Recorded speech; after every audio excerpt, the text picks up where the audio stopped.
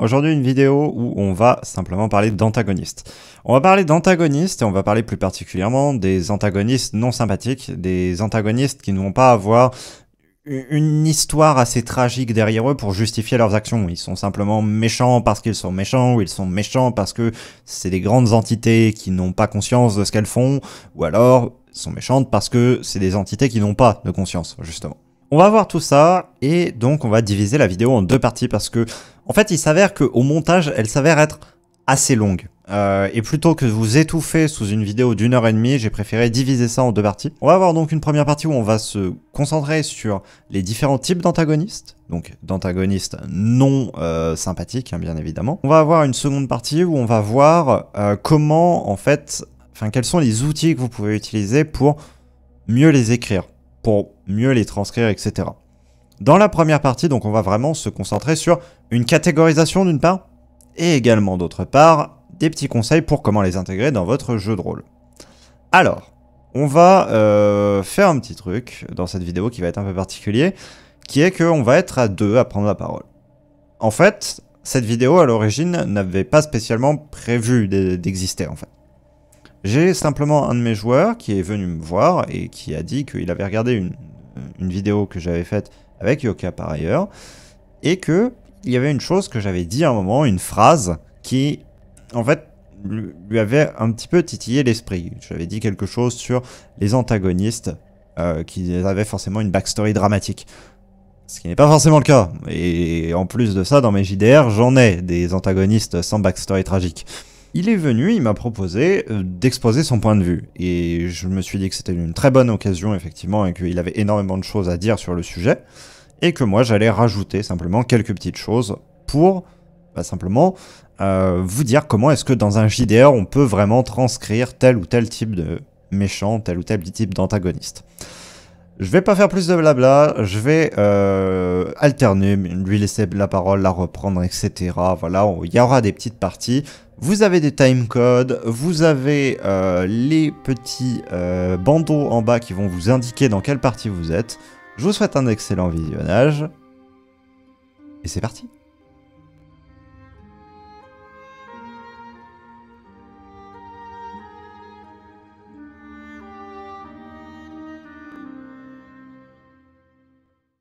Dans les cours d'écriture de personnages, on va souvent dire que pour qu'un antagoniste soit bien écrit, on doit absolument pouvoir comprendre ses objectifs. Il doit avoir une histoire tragique qui nous permet un peu de nous identifier au personnage, de le comprendre. Ça explique ses actions. Bah en fait non, on peut créer des antagonistes purement méchants, et qui sont pas le héros de leur propre histoire, et dont le passé importe pas en fait. Et on peut faire ça tout en ayant une bonne histoire. C'est juste plus dur à faire par contre, tout simplement parce que ça demande d'autres talents que faire un méchant tragique. Bah si vous voulez des preuves d'ailleurs, pour le coup, pas de problème. Je vais même pouvoir les séparer en 3 catégories, c'est dire à quel point il y en a un paquet.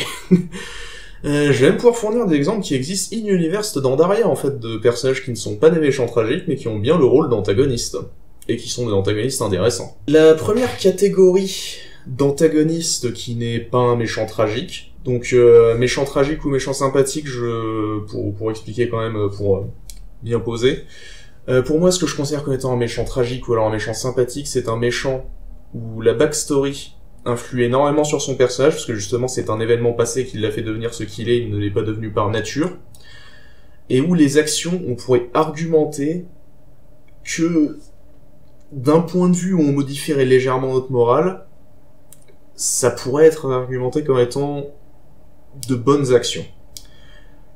La liste que je vais fournir là donc, c'est des personnages qui peuvent avoir une backstory, mais elles ne les forment pas comme tels qu'ils sont, ou alors dans les cas où ça les forme tels qu'ils sont, ça n'en fait absolument pas de personnages sympathiques pour ça, dans le sens que c'était peut-être des sales races avant ou ce genre de choses.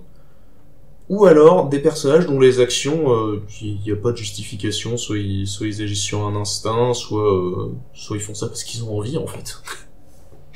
Il n'y a pas de grand désir de vouloir sauver le monde, par exemple. Bref. La première catégorie, donc, c'est ce qu'on appelle les forces de la nature. On peut pas vraiment appeler ça un purement méchant, c'est justement pour ça que j'ai bien décrit que c'était juste des méchants pas sympathiques, mais on les considère pas purement méchants parce qu'ils sont privés de véritables pensées complexes. Ce sont des antagonistes dans l'histoire qui n'ont aucun but autre que suivre leur nature profonde. Et c'est cette nature profonde, typiquement si c'est un antagoniste, c'est la destruction. Des exemples notoires, eh bien, ce serait par exemple Gigas, le méchant principal de Earthbound, qui, si vous avez déjà fait le boss fight, vous savez très bien qu'il n'est pas capable de penser. Lavos, le parasite alien qui détruit le monde dans Chrono Trigger. Bien que ce ne soit jamais lui directement l'antagoniste, enfin, entre guillemets, dans le sens que c'est toujours, on essaie de l'empêcher d'arriver, mais mis à part à toute fin, c'est jamais lui qu'on affronte directement, ça ne change pas le fait qu'il a le rôle d'antagoniste. Et en exemple, dans l'univers d'Andaria, on a notre bon vieux Kalaktak, hein. Je veux dire, il a beau avoir techniquement une backstory qui explique son état, en l'occurrence le fait que c'était une essence qui absorbait tellement d'énergie que foncièrement c'est devenu juste une énorme saloperie, hein. Ça reste une force de la nature, en sens que c'est un être de destruction pure qui n'obéit qu'à son instinct primal, tout détruire. Pour intégrer des forces de la nature dans son JDR, et plus particulièrement pour les montrer, à mon sens, il convient de s'attarder énormément sur la description des dégâts qu'elles vont causer. Une force de la nature, par définition, va infliger des dégâts à son environnement ou va, à minima, le changer, le métamorphoser d'une manière ou d'une autre. Pensez justement dans l'univers d'Andaria tel qu'il est, Oblitera. Oblitera forme la Terre de par lui-même, et lorsqu'il va être blessé, lorsqu'il va être énervé, etc., va provoquer par exemple des séismes, des éruptions, etc. Et donc, on va avoir une manifestation, simplement, d'une action faite par la chose. Et quand vous allez devoir présenter une force de ce type, mon conseil sera d'abord de faire avec les joueurs plusieurs rencontres de conséquences des actions. Par exemple, voir qu'une ville a été détruite par ces actions et que vous prenez du temps à décrire les dégâts, la manière dont ils ont été faits, quelle est leur source, quelle est leur cause. Et ça va vous permettre de faire de la caractérisation de personnages. Ça va vous permettre de dire que la force de la nature est de tel type, et pas simplement c'est une force puissante qui se trame derrière. Ce n'est pas des choses que quelqu'un va pouvoir se figurer. Ce que vous allez pouvoir figurer par contre, c'est vraiment la manière dont cette chose va agir sur le monde, va agir sur l'environnement des personnages joueurs. Et en faisant ça, faire comprendre aux personnages joueurs la menace que cela représente, et donc la nécessité de stopper cet antagoniste. En ce qui concerne justement le fait de le stopper ou non, une question qu'il va falloir vous poser au moment de l'écriture de votre scénario, c'est la manière dont vous allez faire lutter vos joueurs, contre cette chose. Ce que je veux dire par là, est-ce que ça va être une confrontation directe ou une confrontation détournée? Est-ce que vous allez passer par un moyen alternatif pour vaincre la force en question, ou alors simplement attaquer de manière frontale celle-ci? Si oui, question des échelles de puissance qui se met en place. Est-ce que, bien évidemment, vos héros vont avoir le potentiel d'aller chercher quelque chose, d'aller simplement se mesurer à la force de la nature qu'ils vont avoir à affronter alors? Vous devez vous poser la question, au moment où vous écrivez le scénario, de cela.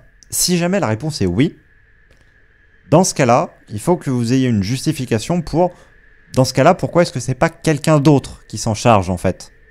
Parce que si c'est à la portée de vos personnages, soit il faut que vos personnages soient vraiment au-dessus de la population autre, de l'univers dans lequel vous faites évoluer vos personnages joueurs, soit il faut justement que il y ait une justification, qu'il y ait eu des tentatives par exemple, et que c'est pas passé loin, ou des choses comme ça. Mais il faut qu'il y ait une justification à ce que vos personnages joueurs soient ceux qui soient à se confronter à la chose et potentiellement y arriver. Pas que ce soit quelque chose de disproportionné en termes d'échelle de puissance par rapport à eux. Pas par rapport au reste du monde, mais par rapport à eux. Ça, c'est une notion importante. Parce que, autant un antagoniste quelconque, par exemple, qui va avoir une backstory dramatique, qui va avoir simplement, comme on le verra plus tard également, un méchant purement méchant, un agent du chaos, somme toute. Dans ce cas-là, ça peut être quelque chose qui va être à la portée d'à peu près tout le monde, mais qui ne va pas être ciblé par tout le monde. Ça peut être un antagoniste spécifique aux joueurs, sans être un antagoniste de toute la ville, de toute la région, de tout le continent. Ça peut être juste un antagoniste au joueur. Et donc dans ce cas-là, il y a une justification pour laquelle les aventuriers sont les premiers à aller affronter cette chose. L'autre moyen que vous avez pour vos forces de la nature, c'est de les faire combattre par un moyen détourné. Ce que j'avais fait par exemple dans Origins, donc dans cette série, à la fin, on devrait affronter une créature de l'éther. Or, dans la cosmologie de l'univers que je développe, ces créatures de l'éther sont totalement hors de portée en termes de puissance comparées à des personnes mortelles. Aussi, j'avais fait en sorte de cacher la menace de cette créature de l'éther derrière un mage. Et ce mage, en fait, se voulait en fait la personne qui allait invoquer dans la réalité la chose en question, pour caricaturer. Et donc du coup, ce que les héros devaient faire, c'est attraper le mage et bloquer le mage avant que celui-ci fasse l'action d'invoquer la force de la nature. Quand bien même cette force avait été décrite de par différents moyens qu'ils avaient eu simplement en possession avant. Que ce soit par exemple dans des livres, que ce soit simplement une représentation dans leurs rêves, que ce soit aussi, alors qu'ils étaient dans un autre plan, ils en ont aperçu un peu les effets que cela pouvait avoir. Et compiler l'ensemble de ces témoignages permettait de faire comprendre la menace qu'il y avait face à eux. Ça reste quelque chose d'assez complexe, mais un petit conseil que j'aurais à vous donner là-dessus, c'est ne pas surcharger ce genre de description. Essayez de les faire relativement concises, mais les préparer à l'avance bien évidemment, mais ne pas aller dans le trop. Si vous allez dans l'excessif, en fait, simplement, vous n'allez pas pouvoir rattraper après. Tandis que si vous ne faites pas assez, toujours, 2-3 séances plus tard, tant que vous n'avez pas encore rencontré la créature en question, bien évidemment, vous allez pouvoir rajouter d'autres éléments. Donc essayez de procéder par petites doses pour faire comprendre au fur et à mesure que, oui, c'est vraiment une menace, c'est pas juste un petit truc, c'est vraiment la menace, et c'est contre ça que vous allez avoir à lutter. La deuxième catégorie, c'est ce que je vais appeler les esprits différents ou esprits aliens. Sont des individus dont la morale et le point de vue sont tellement différents d'une autre que peut-être de leur point de vue ils font rien de mal, mais c'est pas un point de vue auquel on peut s'associer. Dans le sens que c'est un point de vue qui nous demanderait tellement de modifier le nôtre que soit on va avoir beaucoup de mal à le faire, soit on va juste pas réussir à le faire en fait. Ce qui forcément complexifie le côté sympathique du méchant, parce que si tu peux pas relativiser sur lui, voilà quoi. La plupart du temps, ce sont soit des anciens dieux, soit des aliens, soit des êtres de logique pure. Ça peut arriver aussi que ce soit d'autres, mais les trois cas là sont les trois cas principaux. Des exemples notoires, on a les dieux très anciens de World of Warcraft, la version comics d'Ultron, et la version comics de Brainiac, et tout simplement aussi en exemple Universe d'Andaria, notre Oblitera national, qui alterne assez souvent entre force de la nature et esprit alien, tout simplement parce que il possède des caractéristiques des deux catégories. Notamment, je le placerai quand même dans esprit alien, tout simplement parce que il a des influences qui découlent d'autres choses que de l'instinct naturel, notamment sur le fait qu'il corrompt plusieurs personnes, y compris dans Daria Origins, voilà, spoiler, mais je dis quand même pas qui c'est pour pas spoiler complètement. Les entités extérieures. Là, encore une fois, on va voir le problème de est-ce qu'il faut les combattre directement ou est-ce qu'il faut les combattre par un moyen détourné. Je vais pas revenir sur ce que j'ai dit juste avant, étant donné que ça ferait un petit peu redondant. Vous avez l'idée maintenant. Il faut que vous choisissiez, il faut que vous ayez une justification derrière tout ça, au moment où simplement vous créez votre scénario. Par contre, il y a une chose sur laquelle je vais venir.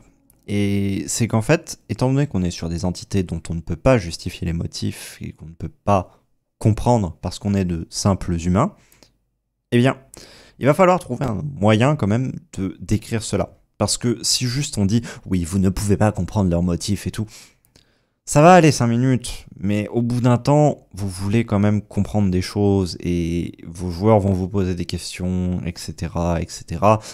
Il faut que vous ayez des choses de prévues. Mes conseils. Basez-vous énormément sur la description, exactement comme pour les forces de la nature, des dégâts que cela cause. Des défauts, des torts que ça va causer aux populations, etc., à vos joueurs et autres. Voilà. Vous n'avez pas besoin que ce soit interprétable, vous avez besoin que ce soit graphique. Et on va revenir là-dessus aussi. Vous avez besoin que ce soit graphique, vous avez besoin que ce soit assez explicite, qu'on puisse avoir des marqueurs simplement d'action de ces choses. Et vous devez avoir pour leurs actions un vocabulaire qui soit spécifique. Je m'explique. Quand vous êtes dans le cas d'une force de la nature, imaginez que vous soyez en train de décrire l'action d'un ouragan. Même si là, on est à la limite de ce qu'on appelle les forces de la nature en termes d'antagonistes. Mais voilà, ça pourrait presque rentrer dans la case, donc c'est pour ça que je me permets cet exemple. Bien, vous décririez simplement comment la région a été dévastée après l'endroit. Et vous allez utiliser un vocabulaire qui va être un peu spécifique. Vous allez dire des mots comme renverser, vous allez dire des mots comme enfloué, etc. Enfin, tout un tas de mots de vocabulaire qui vont vous permettre de décrire, par exemple, l'action d'écouler de boue, le fait qu'il y ait eu du vent à cet endroit-là, que c'est à arracher telle et telle chose.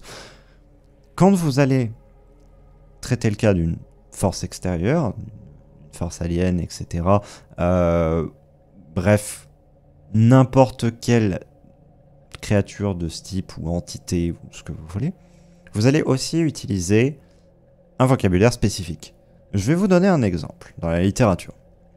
Lovecraft, chaque fois qu'il décrit l'action d'une de ces créatures, il va souvent tourner sur les mêmes mots, dont la traduction en français, la plus courante, la plus commune, va être la notion de grotesque. Le grotesque, c'est un mot qui existe dans la langue française, totalement. Mais le fait est que, dans Lovecraft, quand il y a utilisation du mot grotesque, cela fait référence à un contexte. Parce que à chaque fois qu'on a utilisé ce mot-là, il a été associé avec ces idées-là. Et donc, du coup, en tant que lecteur, un pont se forme. Vous allez devoir fournir la même chose pour vos joueurs. Vous allez devoir utiliser un vocabulaire spécifique et vous allez devoir le réutiliser, et le réutiliser, et le réutiliser, et vous forcer à ne l'associer qu'à la chose en question. Vous allez, par exemple, décrire une manière spécifique de simplement de tuer les opposants à cet antagoniste. Voilà, et parce que les joueurs vont tomber sur des cadavres. Mettons. Vous allez utiliser un vocabulaire à ce moment-là pour les décrire, et vous devez utiliser un mot. C'est du moins un conseil que je vous donne, vous n'êtes pas obligé de l'appliquer bien évidemment. Vous allez utiliser un mot qui va être un peu sortant de l'ordinaire pour décrire la chose. Et ce mot, ensuite, vous allez le garder, vous n'allez l'utiliser que à chaque fois que vous allez être en contact, de près ou de loin, avec cette entité. Et en fait, simplement, vous n'aurez pas besoin de redire il y a un cadavre, il y a ceci, il y a cela. Simplement, vous allez associer l'adjectif, le nom, etc. avec, par exemple, des symboles qui auront été peints sur le mur. Et instantanément, vos joueurs vont faire le rapprochement. Ces symboles écrits sur le mur sont, par exemple, un culte qui est associé à cette entité qu'on est en train de pourchasser, qu'on est en train d'essayer de comprendre, etc. À chaque fois que les joueurs vont devoir enquêter sur les motifs, on dit généralement que c'est des choses qu'on ne peut pas comprendre. En vrai, un conseil que je peux vous donner là-dessus, c'est faire en sorte qu'on comprenne les aboutissements, mais pas les motifs. Les motifs doivent rester inconnus. Ils devront rester inconnus jusqu'à la fin. Mais ce n'est pas ça qui va vous faire, au final, donner la nécessité de contrer la chose de toute manière. Donc vous n'avez pas besoin de donner les motifs. Dans le cas d'un méchant tragique, par exemple, vous allez donner les motifs, parce que ça va faire partie du développement du personnage. Dans le cas de l'entité alien, ça ne va pas être du tout le cas. Vous n'avez pas de développement de personnage à faire de ce côté-là. Il n'y a pas de backstory à développer ou quoi que ce soit. Vous pouvez toujours glisser des éléments que les joueurs vont glaner de ci, de là, de par d'autres sources, bien évidemment. Mais ce n'est pas le but principal. Et donc du coup, si vous ne savez pas quoi donner, vous n'avez pas à forcer à donner des choses. Vous pouvez rester stricto sensu sur juste la description des dégâts que va faire l'entité. La troisième catégorie, et c'est principalement de eux dont je veux parler, c'est les connards. Il n'y a pas vraiment d'autre façon de le dire, hein. Ce sont des gens qui sont simplement pourris au cœur et qui n'ont aucun plan pour le bien du monde, genre de choses. Ils font ça parce qu'ils aiment bien faire ça. Les exemples notoires, le Joker de Batman, puisque avec l'exception unique de The Killing Joke, la backstory du Joker n'a jamais importé au personnage. Il n'en a toujours eu absolument rien à faire, et il faisait ça juste pour le plaisir du chaos. La preuve en est, d'ailleurs, il ment sans arrêt sur comment il est arrivé à devenir le Joker. Ce qui fait que, mis à part dans The Killing Joke et peut-être quelques autres comics obscurs, on n'a jamais eu de véritable backstory du Joker. Un autre exemple, ce serait le Seigneur du Feu Ozai, de la série Avatar, le dernier maître de l'air. Morgoth, du Seigneur des Anneaux, qui a techniquement une raison d'être un salopard, mais c'est pas une raison sur laquelle on peut vraiment en pâtir, on va dire. Et puis, la version comics de Thanos, en l'occurrence. Ça va peut-être surprendre ceux qui regardent les films, mais dans les comics, Thanos, sauver le monde, il s'en fout. Pour les agents du chaos, la question de combattre de manière détournée ou non se pose moins. Elle se pose toujours quand même un petit peu, suivant bien évidemment quel type de méchant cela va être, mais elle se pose tout de même moins, parce qu'on va être généralement plus sur des entités humanoïdes ou pseudo-humanoïdes qui vont avoir une psychologie assez proche, au final, de celle de vos personnages joueurs, étant donné que, bien justement, si on ne peut pas la comprendre de toute façon, enfin si c'est vraiment impossible de la comprendre, donc que c'est une chose qui est totalement inhumaine, etc., ça tombera plutôt dans une des deux précédentes catégories plutôt que dans celle-là. Donc, on va être plus sur quelque chose qui peut être très puissant en comparaison des personnages joueurs, mais qui est déjà plus à portée, généralement.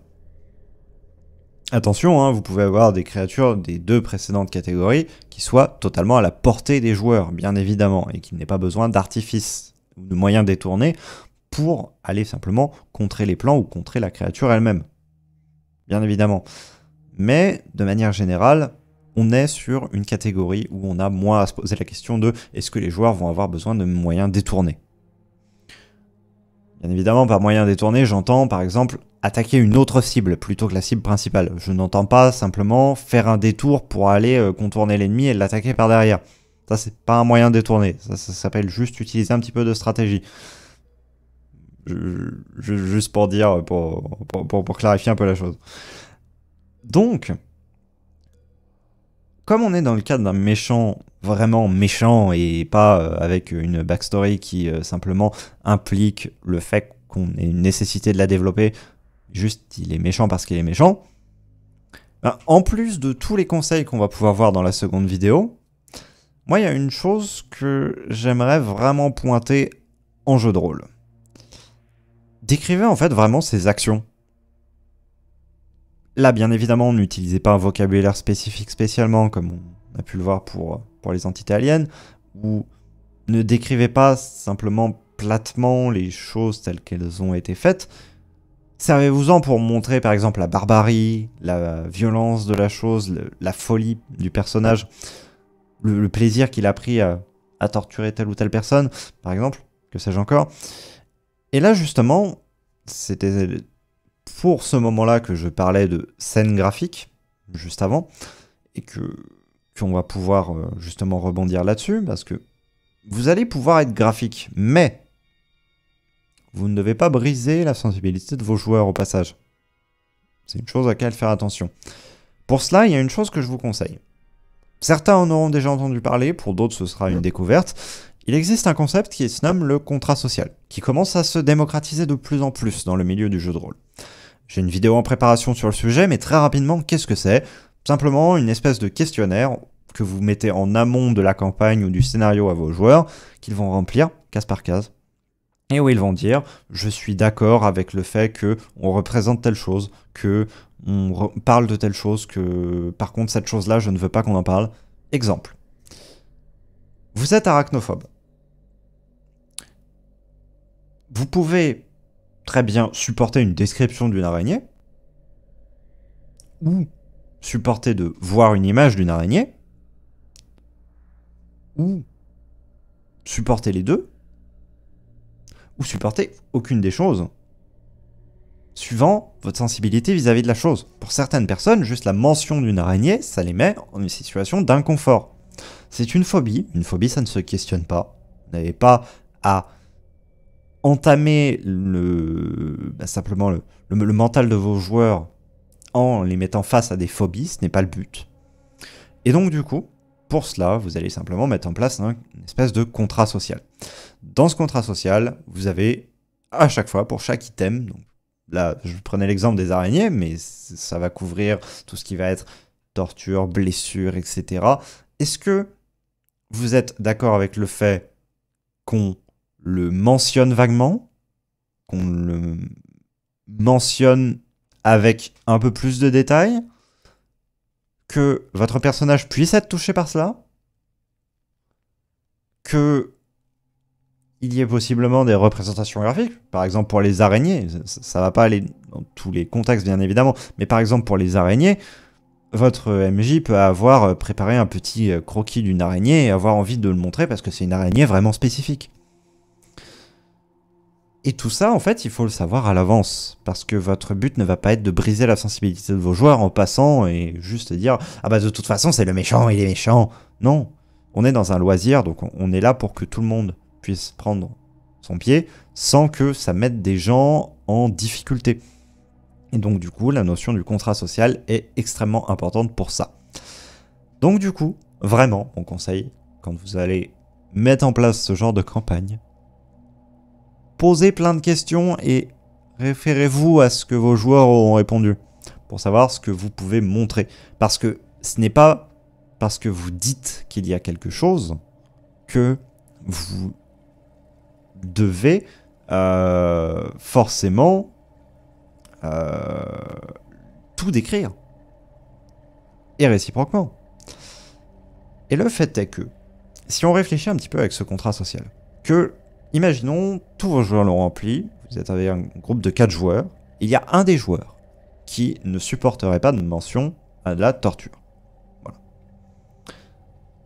Dans ce cas-là, ce que vous pouvez faire, c'est extrêmement simple. Vous dites à votre groupe de 4 joueurs qu'il y a un corps visiblement blessé et enchaîné, il semblerait, contre le mur. Et vous faites approcher les 3 joueurs qui ont dit qu'ils n'avaient aucun problème avec le fait que ce soit décrit. Et vous faites une aparté avec ces 3 joueurs où vous décrivez tout simplement la scène en elle-même. Comme ça, pour des joueurs que ça ne dérange pas d'avoir, vous pouvez faire de la caractérisation de personnage de ce côté-là. De la caractérisation du personnage de l'antagoniste en soi. Et ensuite, bien évidemment, les joueurs auront à un petit peu décrire les choses qu'ils en auront tirées, mais ils n'auront pas besoin de décrire comment était le corps réellement pour informer leur compagnon de route.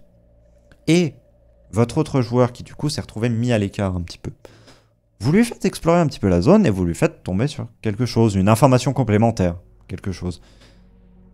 Et ça, si vous avez fait à l'avance cette mécanique de contrat social, c'est absolument facile à intégrer parce que vous pouvez prévoir la scène à l'avance, vous savez que vous allez écarter un joueur, que vous allez lui faire jouer une toute petite partie de la scène à l'écart du groupe et que les 3 autres joueurs vont jouer dans leur coin. Le fait que justement ils soient face à la représentation de ce cadavre, la représentation de l'action de la chose.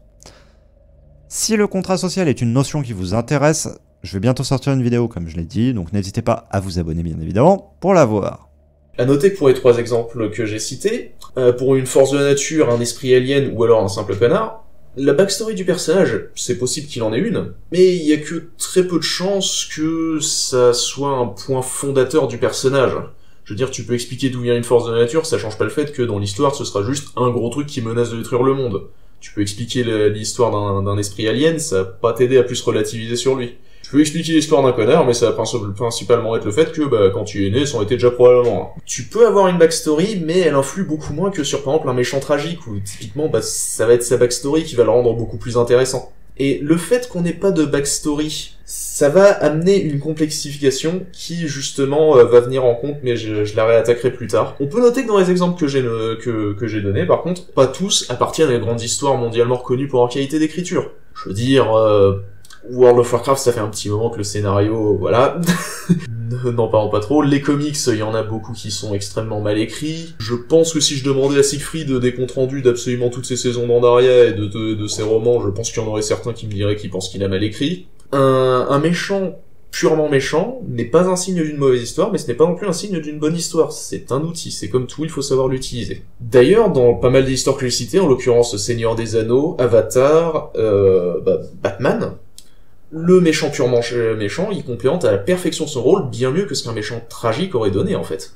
Et c'est tout simplement parce que le rôle d'un méchant comme ceci, donc les méchants purement méchants, c'est pas le même rôle que celui d'un méchant sympathique ou tragique. Surtout dans la façon dont on les présente, parce que, mettons que vous essayez de présenter Cthulhu comme un méchant tragique sympathique. Ça va être autrement plus dur. C'est pas infaisable, mais ça va être sacrément plus dur que simplement le présenter comme une espèce de fusion entre une force de la nature et un esprit alien.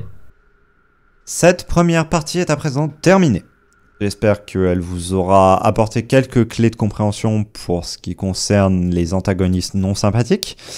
Et maintenant, on va juste se retrouver très bientôt pour la seconde partie, où là, on va aller sur des conseils un peu plus approfondis, vraiment d'écriture, non pas de représentation, comme on a pu les voir là dans mes parties, mais bien d'écriture. Je vous dis à très bientôt pour une prochaine vidéo. C'était Taros, en compagnie, bien évidemment, de Soli. Et je vous souhaite de très bonnes choses jusqu'à la prochaine. Salut, salut!